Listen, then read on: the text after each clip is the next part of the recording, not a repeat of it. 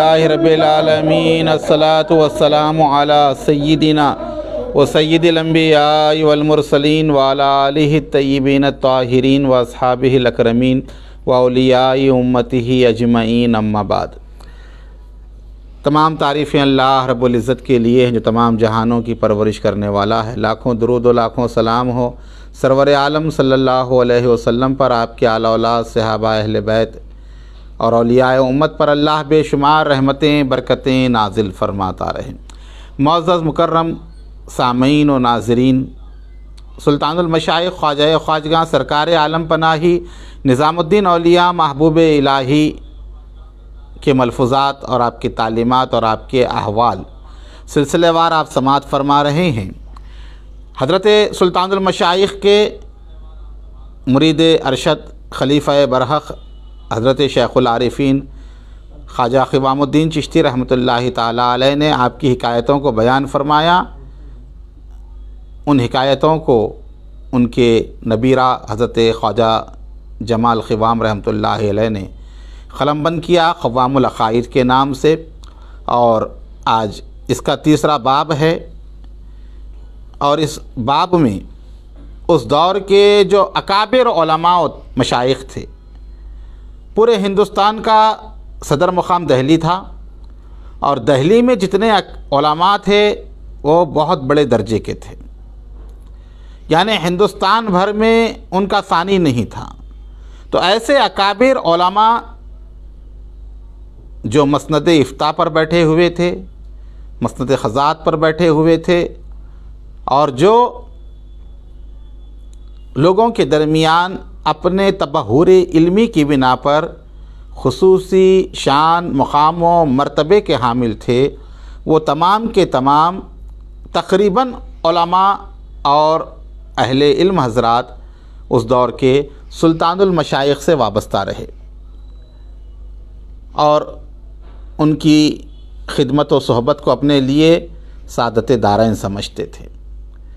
تو ان علماء کی وابستگی خود محبوب الہی کے مرتبے کو بتاتی ہے کہ سلطان المشائخ کو اللہ تعالیٰ نے کیسا بلند و بالا مقام عطا فرمایا۔ آپ عظمتوں کا وہ عظیم قطب مینار ہیں کہ جس کی طرف نظر کرنے سے دیکھنے والوں کی ٹوپیاں گر جاتی ہیں، لیکن کما حقہ ان کی عظمت و بزرگی کا ادراک نہیں ہو سکتا۔ محبوب الہی رحمۃ اللہ تعالیٰ علیہ کو اللہ تعالیٰ نے وہ مقام عطا فرمایا تھا جو زبان اقدس سے کہہ دیتے اللہ تعالیٰ اس کو پورا فرماتا۔ اب یہاں پر 21ویں حکایت کے تحت حضرت خواجہ قوام الدین رحمۃ اللہ تعالیٰ علیہ نے ایک بڑے بزرگ مولانا علاء الدین قاضی جھابن ان کا واقعہ نقل کیا ہے، جو بہت ہی عالم و فاضل تھے، اور سلطان علاء الدین نے انہیں زبردستی جھابن کا قاضی بنا دیا تھا۔ ایک علاقے کا نام تھا، وہاں کا انہوں نے قاضی جو ہے بنایا سلطان علاء الدین نے۔ انہوں نے قبول کرنے کے سوا کوئی چارہ نہ رہا، مجبوراً قبول کیا۔ اب بادشاہ کا حکم تھا، لہٰذا مجبوری کی حالت میں جو ہے انہوں نے جو ہے اس کو قبول کیا قاضی بننے کو۔ وہ شیخ بہاؤالدین یا صدر الدین کے مریدوں میں سے تھے۔ اب اس دور میں جو ہے سلسلہ سہروردیہ کے اکابر بزرگوں میں شیخ بہاؤالدین زکریہ ملتانی رضی اللہ تعالیٰ عنہ اور ان کے صاحبزادے ان کے عظیم المرتبہ جانشین حضرت صدر الدین رحمۃ اللہ علیہ تھے، تو تقریباً لوگ جو ہے ان سے وابستہ تھے، تو یہ بھی انہی سے وابستہ تھے، اور اس فن سلوک میں کمال درجہ کی مشغولیت تھی۔ بہت سی نعمتیں حاصل کر چکے تھے، اور اولیاء اللہ کی مردان غیب کی صحبت بھی انہیں میسر تھی۔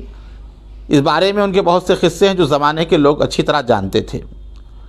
ایک مرتبہ کیا ہوا، سلطان علاء الدین کا ایک درباری بڑا امیر کبیر شخص تھا، وہ کسی مقدمے کے تحت حضرت قاضی علاء الدین رحمۃ اللہ علیہ کے پاس لایا گیا۔ اب وہ جو فیصلہ تھا انہوں نے شریعت کے احکام کے مطابق فیصلہ کیا، اور قتل کی سزا سنائی گئی، کیونکہ بڑا امیر کبیر تھا۔ اب فیصلہ ہونے کے بعد قتل ہو گیا۔ جب یہ بات سلطان علاء الدین کو معلوم پڑی تو بہت اس کو غصہ آیا، کہا کہ میرے دربار کے اتنے بڑے امیر کبیر آدمی کو میری بغیر اطلاع کے جو ہے انہوں نے قتل کا جو ہے فیصلہ کر دیا اور قتل کر دیا گیا، سزا دی گئی۔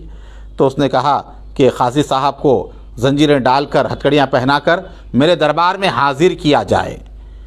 تو لوگ آئے گرفتار کرنے کے لیے، سپاہی، اور ہتھکڑیاں ڈال دیں اور ان کے گلے میں جو ہے زنجیریں ڈال دیں اور وہ پہنا کر قاضی صاحب کو سلطان علاء الدین کے دربار میں جو ہے لے جانے کی تیاری کی۔ جب یہ معاملہ ان کے ساتھ ہوا تو انہوں نے سپاہیوں سے کہا کہ سلطان کے پاس جانے سے پہلے مجھے حضرت محبوب الہی کی خدمت میں لے کر چلو، کیونکہ وہ سپاہی ان کے مقام و مرتبے کو اچھی طرح جانتے تھے اور متعقد تھے۔ انہوں نے اس بات کو مان لیا اور راتوں رات وہ سلطان کے پاس جانے سے پہلے قاضی صاحب کو محبوب الہی کے پاس لے کر آئے۔ سلطان المشائخ نے جب آپ کی یہ حالت ملاحظہ کی، کہا کہ قاضی صاحب یہ کیا ہے؟ تو قاضی صاحب نے کہا کہ آپ پر یہ بات روشن ہے کہ میں نے شریعت کے مطابق فیصلہ کیا، جو حکم تھا میں نے اسی طرح فیصلہ کیا۔ تو حضرت محبوب الہی نے فرمایا خاطر جمع رکھو، جاؤ، اچھا ہی ہوگا، مگر وہ جو کچھ کہے اس کا جواب نہ دینا، بس یہ کہنا کہ اس معاملے میں مجھ سے چوک ہو گئی۔ بادشاہ کچھ بھی بات کہے پلٹا کر جواب مت دو اس کو، بادشاہ کو۔ یہ شاہی مزاج سے وقفیت تھی، تو آپ نے سمجھا دیا کہ بادشاہ کو جواب نہیں دینا، جو بھی کہے صرف یہ کہنا کہ مجھ سے چوک ہو گئی، مجھ سے سہو ہو گیا، مجھ سے بھول ہو گئی، بس اتنا ہی کہو۔ انہوں نے کہا ٹھیک ہے۔ پھر اس کے بعد محبوب الہی نے فاتحہ پڑھی ان کی رہائی کے لیے، اور اس کے بعد کہا کہ قاضی جاؤ، کچھ اندیشہ نہ کرو۔ اسی حال میں صبح کے وقت وہ جو ہے سلطان کے سامنے لائے گئے۔ سلطان نے جب قاضی صاحب کو دیکھا بڑا غصہ ہوا اور آپے سے باہر ہو گیا اور کہا کہ قاضی، میرے حکم کے بغیر، میری اطلاع کے بغیر اتنے بڑے شخص کو تم نے، امیر کو جو ہے کیوں قتل کروا دیا؟ قاضی نے کہا خداوند عالم، حکم شریعت میں اس بارے میں مجھ سے کچھ سہو ہو گیا، مجھ سے کچھ غلطی ہو گئی ہے مجھ سے، بس اتنا ہی کہا۔ جب سلطان نے یہ سنا سر جھکا لیا اور قاضی کے سامنے شرمندہ ہوا۔ کچھ دیر کے بعد سر اوپر اٹھایا اور جو درباری کھڑے تھے ان کی طرف رخ کر کر کہنے لگا، جو شخص اپنی غلطی کا اقرار کر لے اس کے ساتھ کیا کیا جا سکتا ہے؟ اب یہ غلطی مان رہے ہیں اپنی کہ مجھ سے غلطی ہو گئی ہے، تب کیا کریں؟ اب انہیں کیا سزا دیں؟ غلطی تو تسلیم کر رہے ہیں۔ لہٰذا سلطان نے کہا کہ ان کے تمام زنجیریں کھول دو، بند کھول دو، اور پھر قاضی صاحب کو خلعت پہنائی اور فرمایا قاضی ایسے بڑے مقدمات میں یہ چاہیے کہ مجھے اطلاع کیا کرو، کیونکہ بڑے مقدمات ہیں، قتل کا مقدمہ وغیرہ یا قتل کروانے کا حکم صادر کرنا، ایسے جب بھی معاملے ہوں تو مجھے اطلاع دے دو، مجھے بتا دو کہ کیا ہو رہا ہے، اب جاؤ اپنا کام انجام دو۔ یہ اسی خلعت پہنے ہوئے سیدھے نظام الدین اولیاء کے پاس آئے اور وہاں سے رخصت ہوئے۔ مولانا عثمان سیوستانی ان کی برادر نسبتی شیخ الاسلام صدر الدین کے مریدوں میں سے تھے، ممتاز اور دانشمند انسان تھے، کم و بیش 20 سال شیخ کی صحبت میں رہے۔ یہ بھی بہت بڑے جو ہے بزرگ تھے عثمان سیوستانی، جو 20 سال رہے اور انہوں نے خرقے کی التماس بھی کی، محبوب الہی سے جو ہے خرقہ بھی مانگا، انہوں نے خلافت کا جو ہے خرقہ یا اجازت کا خرقہ جو ہے محبوب الہی سے سوال کیا، تو محبوب الہی نے فرمایا نہیں، ہمارے ساتھ محبت اور طریقے صحبت پر اکتفا کرو، بس تم رہو ہمارے ساتھ اور ہماری صحبت میں رہو اور ہمارے ساتھ بیٹھا کرو۔ انہوں نے خرقہ نہیں دیا۔ خدمت مولانا جب تک زندہ رہے ازراہ عقیدت شیخ کی خدمت گزاری سے وابستہ رہے، اس کے باوجود بھی وہ آتے رہے، اگرچہ کہ محبوب الہی نے خرقہ نہیں دیا، انہیں خلافت نہیں عطا کی، لیکن اس کے باوجود بھی کوئی فرق نہیں آیا، وہ آخر وقت تک خدمت میں حضرت کے لگے رہے۔ اب اے عزیز، جن لوگوں کا میں نے ذکر کیا ان میں سے ہر ایک نے شیخ کے کشف و کرامت کو اپنی آنکھوں سے دیکھا تھا، اسی لیے ساری عمر ان کی خدمت گزاری میں گزر کر دی۔ اب آدمی کی فطرت ہے، اگر کوئی چیز دیکھتا ہے تو متاثر ہوتا ہے، کرامت دیکھتا ہے تو متاثر ہوتا ہے، تب خدمت کرتا ہے۔ تو فرماتے ہیں کہ محبوب الہی کے یہ تمام کرامات دیکھ چکے تھے، یہ لوگ ان کی عظمت دیکھ چکے تھے، اسی لیے اپنی زندگیاں وقف کر دی تھی ان کے آستانے پر، ان کے در دولت پر پڑے رہتے اور ان کی خانقاہ میں لگے رہتے۔ پھر اس کے بعد جو ہے اور ایک واقعہ 22ویں حکایت بیان کرتے ہیں کہ مولانا حمید الدین ملتانی استادان شہر میں سے تھے، یعنی اس دور میں بہت بڑا مقام تھا، سمجھے استاد شہر، یعنی تمام شہر جن کو بزرگ مانتا تھا، علم کے لحاظ سے جو سب سے بڑے ممتاز ہوا کرتے تھے، ان کے بارے میں کہا جا رہا ہے کہ استادان شہر میں سے تھے اور شیخ صدر الدین کے مرید تھے، یہ بھی حضرت صدر الدین سہروردی رحمۃ اللہ علیہ کے مریدوں میں سے تھے۔ اپنے علم و فضل اور دانش مندی کے بل پر انہوں نے ہدایہ کی شرح لکھی، فقہ کی مشہور کتاب ہدایہ، اس کی شرح لکھی، اور یہ شرح جو ہدایہ کی تھی یہ جب عرب و عجم کے علماء تک پہنچی اور دور دراز علاقوں تک پہنچی تو وہاں کے بڑے بڑے علماء نے حیرت کی کہ ہندوستان میں ایسا شخص ہے کہ جو ہدایہ کی شرح لکھ رہا ہے اور اس طرح کے جیسے عربی داں حضرات لکھتے ہیں۔ مولانا کی عظمت کے متعارف ہوئے، اور یہ بزرگ شیخ صدر الدین کی خدمت گاروں میں سے تھے۔ اس درویشی کے معاملے میں بہت مشغول بھی رکھتے، شیخ کی خدمت میں بھی ازراہ اعتقاد و محبت ان کا آنا جانا تھا۔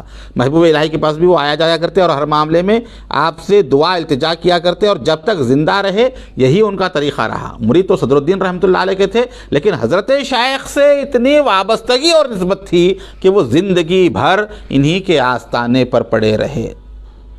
اور محبوب الہی بھی ان پر شفقت کا معاملہ کرتے، یہ نہیں کہ دوسرے کا مرید ہے میرے پاس کیوں آئیں۔ آج بہت سارے ایسے لوگ بھی ہوتے ہیں جو کہتے ہیں کہ ہمارے مرید ہو تو کسی اور کے پاس نہیں جانا، کسی اور کا مرید ہو تو ہمارے پاس نہیں آنا۔ اس طرح کی کم نظری یا تعصب سے متاثر ہو کر اس طرح کی باتیں کرتے ہیں۔ اب یہاں پر جو ہے فراخ دلی اور ان کا جود و کرم، عطائیں کیسی تھیں کہ کوئی بھی رہے ان کے آستانے پر آتا تو وہ محروم نہیں ہوتا، وہ ہر ایک کے ساتھ اچھا برتاؤ کیا کرتے۔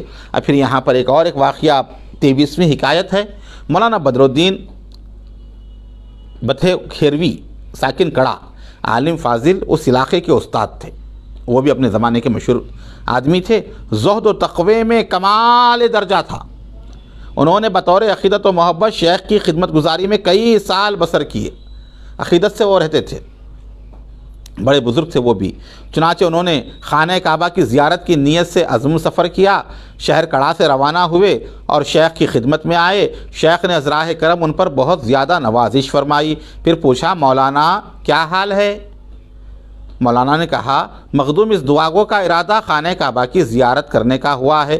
میں نے سوچا کہ وہاں جانے سے پہلے حضرت شیخ نظام الدین کی زیارت کر لوں اور ان سے اجازت لے کر روانہ ہوں تاکہ ان کی ارشاد کی برکت سے اپنی غرض حاصل کر سکوں۔ ابھی بزرگوں کے پاس جانے کا طریقہ تھا، سفر پہ جانا چاہ رہے تھے خانہ کعبہ، تو انہوں نے کہا کہ اس پہ جانے سے پہلے میں نے ارادہ کیا کہ آپ کی زیارت کر لوں، آپ سے اجازت لوں اور آپ کی جو ہے دعاؤں کے سائے میں جو ہے میں جا کر خیر و عافیت کے ساتھ آؤں۔ محبوب الہی نے فرمایا، بہت اچھا، سلامتی کے ساتھ جاؤ، سلامتی سے واپس آؤ، سب کام تمہاری مراد کے موافق ہوں گے انشاءاللہ۔ کہا کہ تم جیسا چاہتے ہو ویسے ہی ہوگا۔ اس وقت خدمت شیخ دیوار سے ٹیک لگائے بیٹھے تھے۔ محبوب الہی دیوار سے جیسے بیٹھے رہتے ہیں ٹیکا لگا کر، اس طرح بیٹھے ہوئے تھے۔ تو مولانا نے کیا عرض کی کہ حضور تھوڑا قریب، تھوڑا آگے آ جائیں۔ محبوب الہی اور تھوڑا آئے، پھر اس کا کہا کہ اور تھوڑا آگے ہو جائیں، اور تھوڑا ہو گئے، 3-4 مرتبہ انہوں نے کیا محبوب الہی کو آگے آئیں، آگے آگئے، یہاں تک کہ دیوار سے اتنا دور ہو گئے محبوب الہی کہ وہاں سے ایک آدمی گزر سکتا تھا۔ اس کے بعد انہوں نے کہا کہ میں نے منت مانگی ہے کہ میں آپ کے جو ہے سر مبارک کا طواف کروں گا جانے سے پہلے، اور اس کے بعد حج کو روانہ ہوں گا، لہٰذا مجھے اجازت دیں کہ میری منت پوری ہو۔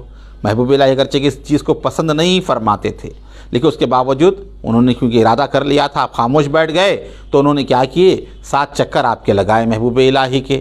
اب اس سے عقیدت و محبت معلوم پڑتی ہے۔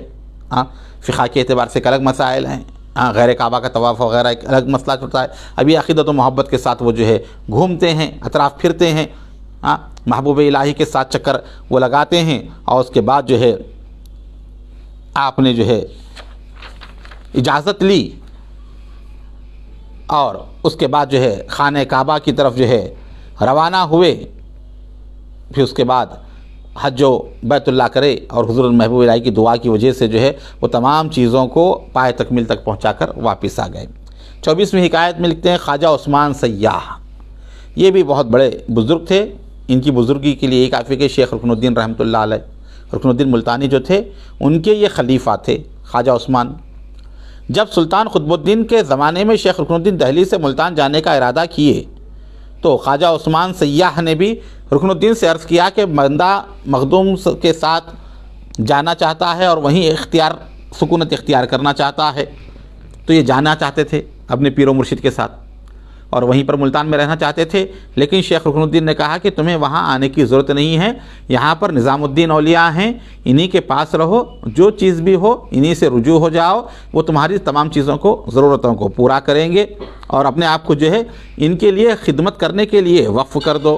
انہوں نے کہا ٹھیک ہے، آپ کا جو حکم ہے۔ خدمت شیخ الاسلام نے فرمایا ٹھیک ہے، اچھا ہے۔ انہیں بطریق صحبت قبول فرمایا۔ جب آ کر انہوں نے کہا کہ میں نے ایسا کہا ہے، ہمارے حضرت نے کہا کہ آپ کی خدمت میں رہوں، تو محبوب الہی نے کہا ٹھیک ہے یہیں پر رہنا۔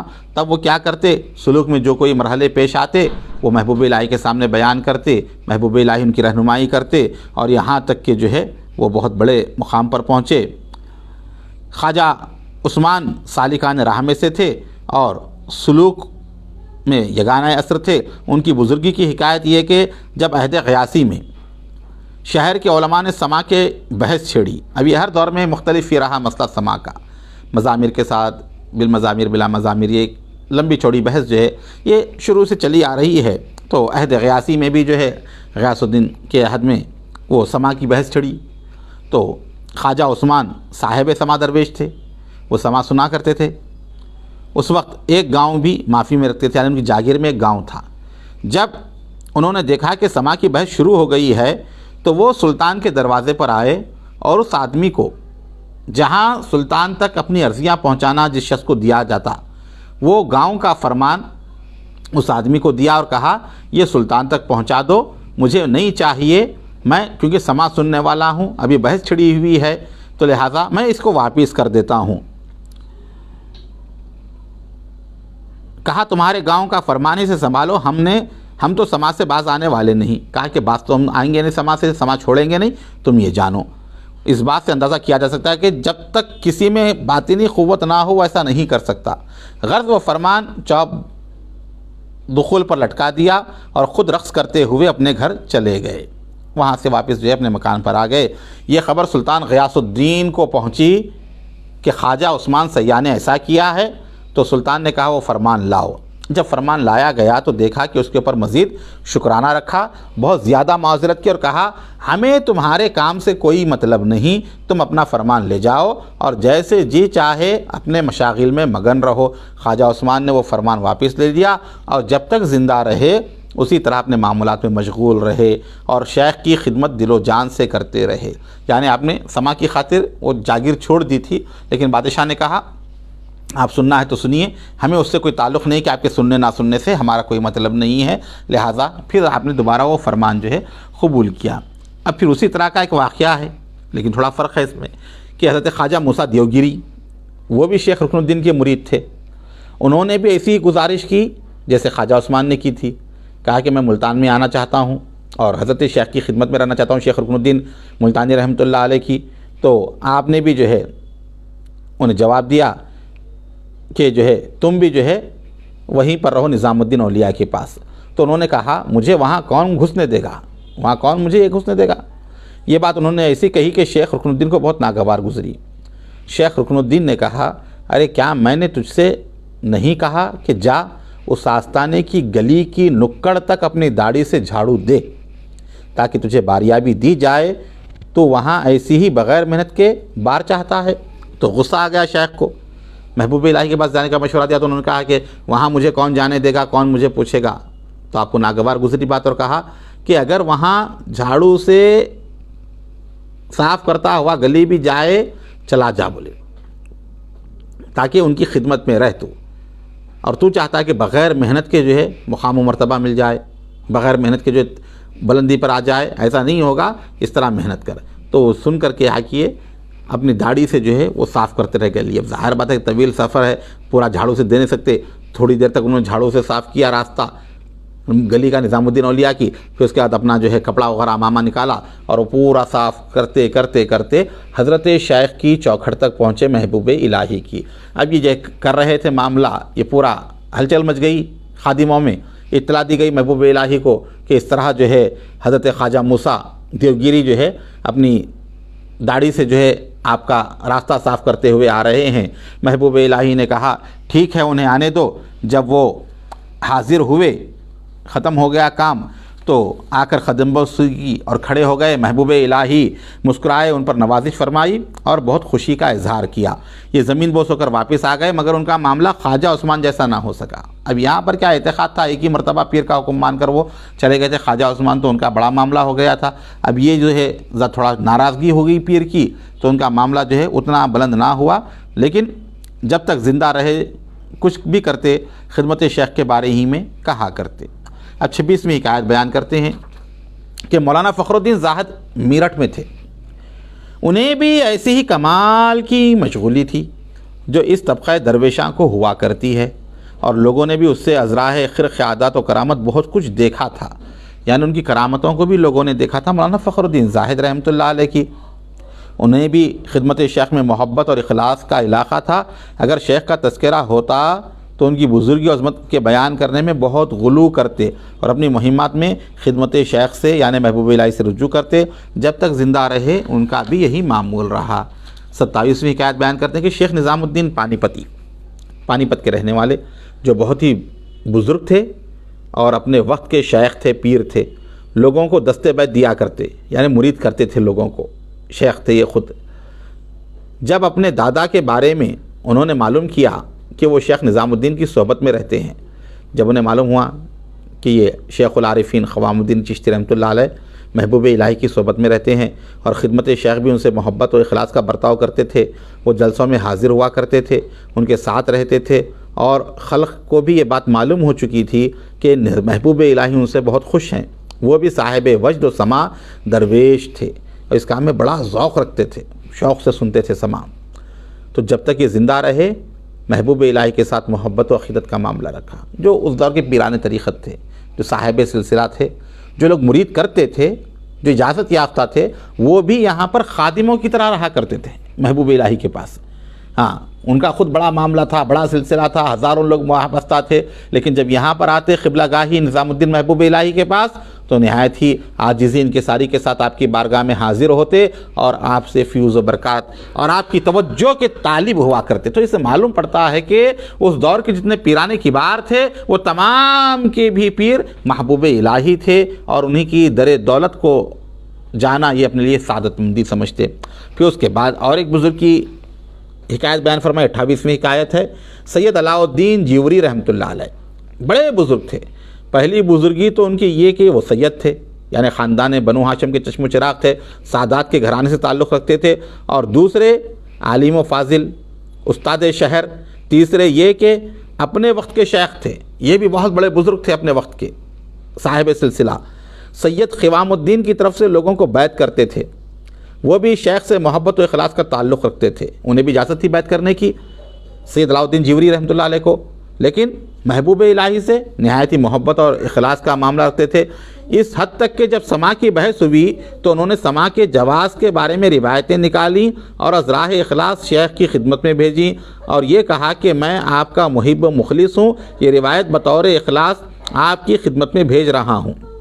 اگرچہ کہ یہ روایت آپ کی نظر سے پوشیدہ نہ ہوں گی، مگر میں نے اپنے اخلاص کا اظہار کیا ہے، خدمت خواجہ اس کا برا نہ مانے۔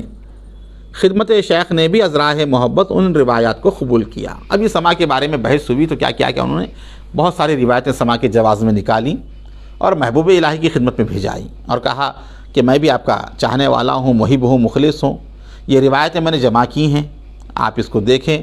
ہو سکتا ہے آپ نے دیکھا بھی ہوگا، لیکن یہ بھیجنے کا مقصد یہ ہے کہ آپ جو ہے اس کو ملاحظہ فرمائیں، اس کو دیکھیں، اپنے پاس رکھیں۔ تو انہوں نے تمام روایتیں جو ہے سلطان المشائخ کی خدمت میں بھیجائیں، تو محبوب الہی نے بھی از راہ محبت اس روایات کو قبول کیا اور آپ نے ان روایت کو لیا وہاں سے۔ آخری حکایت ہے اس باب کی۔ مولانا علم الدین شیخ الاسلام بہاؤالدین کے پوتے بھی شیخ سے محبت رکھتے تھے۔ یہ تو جو ہے بہاؤالدین زکریا ملتانی کے پوتے تھے، یہ بھی حضرت سے بہت محبت رکھتے، اور سماع کی بحث کے وقت مولانا مذکور نے بھی روایتیں نکالیں اور شیخ کی خدمت میں بھیجیں اور معذرت کی کہ اگرچہ کہ مذکورہ روایت آپ سے پوشیدہ نہیں، مگر میں نے اپنے اخلاص کا اظہار کیا اور یہ بات خاطر مبارک پر روشن ہے۔ اس کے بعد انہوں نے سماع کے جواز پر ایک رسالہ بھی لکھا۔ یہ صرف حالانکہ سرورجہ سلسلے کے تھے اور اتنا اہتمام وہاں پر نہیں تھا، سرورجہ سلسلے میں سماع کا معاملہ نہیں تھا، سماع جو ہے بہت شاذ و نادر کوئی لوگ سنا کرتے تھے، عمومی طور پر رواج نہیں تھا، لیکن اس کے باوجود بھی محبوب الہی کی محبت میں ان لوگوں نے کیا کیا، سماع پر کتابیں بھی لکھیں، سماع پر روایتیں بھی جمع کیں، محبوب الہی کے پاس بھجایا بھی کرتے تھے، اگرچہ کہ خود وہ سماع نہیں سنتے تھے، سماع کی محفلوں میں نہیں رہتے تھے، ہوتا نہیں تھا ان کے پاس، لیکن یہ از راہ محبت محبوب الہی سے جو تعلق تھا اس کی بنا پر جو ہے وہ جو ہے سماع کے متعلق جو ہے انہوں نے کتابیں بھی لکھی۔ تو اس سے معلوم پڑتا ہے کہ محبوب الہی کی کیسی محبت، عقیدت، خلوص، اخلاص، مودت ان لوگوں کو تھی جو اپنے وقت کے بڑے اکابر علماء بھی تھے، مشائخ بھی تھے، سادات بھی تھے، استادان شہر بھی تھے، سالکان طریقت بھی تھے، اور مقام سلوک کے اعلیٰ ترین درجوں پر فائز ہونے کے باوجود سلطان المشائخ کے در کی جھب بسائی کرنا اپنے لیے باعث فخر سمجھتے تھے۔ سزد بر شان عالم پناہی، نظام الدین محبوب الہی۔ یہ تھا قوام العقائد کا تیسرا باب۔